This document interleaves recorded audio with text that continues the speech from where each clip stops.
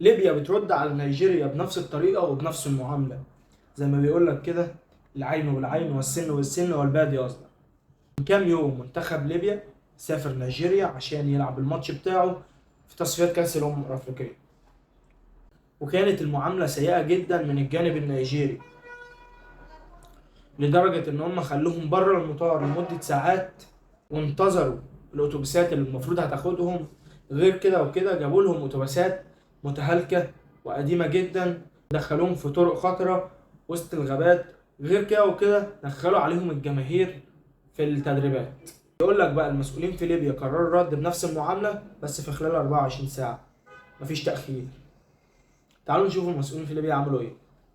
بيقول لك نزلوا المنتخب النيجيري في مطار بيبعد عن ملعب المباراة 3 ساعات، وبعد الوصول للمطار بعثة نيجيريا انتظرت 4 ساعات عشان إجراءات الدخول تتم. وبعد إنهاء الإجراءات دي منتخب نيجيريا طلع من المطار عشان يركب الأتوبيسات، ما بقاش أصلا أتوبيسات، وأخدوا حافلات صغيرة اللي هي الميكروباصات أو المشاريع عامة يعني. ويقول لك في النهاية قرر المنتخب النيجيري الانسحاب ومغادرة ليبيا بسبب الإرهاق اللي تم للعيبة. احنا شفنا رد ليبيا بسرعة ازاي واخد حقهم بطريقتهم. بيقول لك ان اشرف داري لاعب الاهلي الجديد اتصاب في الكاحل النهارده، وهيخضع لفحص طبي عشان يشوفوا قوة الإصابة.